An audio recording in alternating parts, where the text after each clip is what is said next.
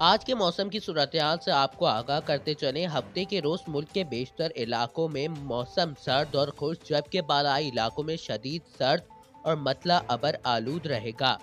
تاہم گلگت بلتستان، کشمیر اور مہلکہ پہاڑی علاقوں میں چند مقامات پر ہلکی بارش اور ہلکی برف باری کا امکان ہے۔